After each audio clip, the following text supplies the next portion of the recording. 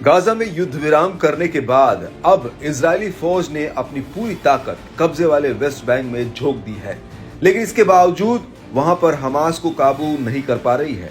पूरे गाजा को तहस नहस करने के बाद अब आईडीएफ कुछ ऐसा ही वेस्ट बैंक में कर रही है। इजरायल के मिलिट्री बुलडोजर वेस्ट बैंक के अलग अलग इलाकों में सड़कों से लेकर जरूरी ढांचे को तबाह कर रहे हैं ताकि वो प्रतिरोधी लड़ाकों पर लगाम कस पाए।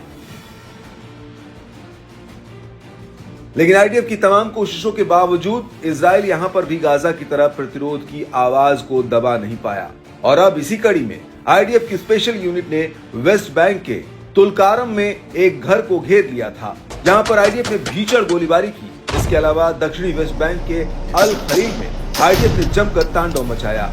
अल खलील के अल मजहर इलाके में इजरायली सेना ने छापामार कार्रवाई करने के साथ साथ कई गाड़ियों को जब्त किया है।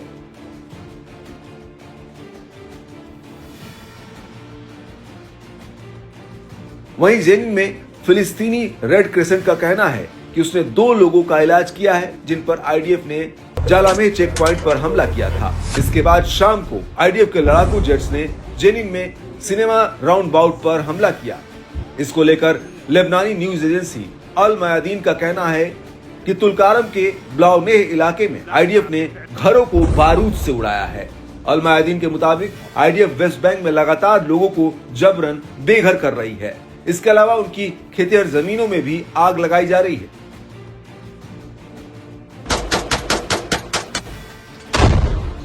पश्चिमी रामलल्ला के इनकीनिया इलाके में आईडीएफ ने मोहम्मद अल मल्लाह के घर पर भी छापेमारी की है, जिसे हाल ही में इजराइल की जेल से रिहा किया गया था।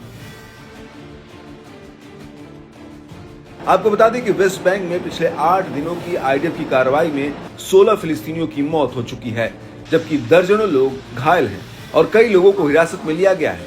लोकल मीडिया रिपोर्ट्स के मुताबिक वेस्ट बैंक में अभी तक करीब 100 घर जल चुके हैं या तबाह हो चुके हैं।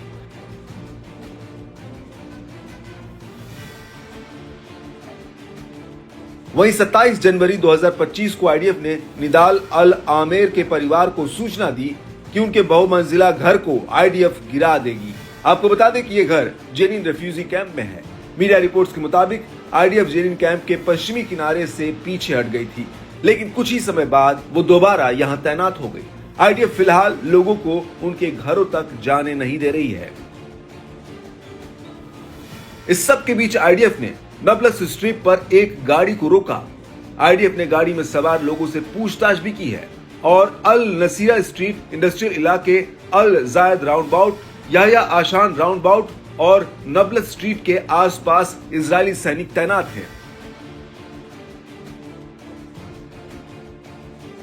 इसी दौरान आईडीएफ ने जेनिन रिफ्यूजी कैंप और आसपास के इलाकों में कई फिलिस्तीनियों को हिरासत में लिया है। आईडीएफ जेनिन में फिर से भारी फोर्स और बुलडोजरों को भेज रही है। जेनिन के सरकारी अस्पताल के आसपास भारी संख्या में आईडीएफ तैनात है। वहीं आसमान में आईडीएफ के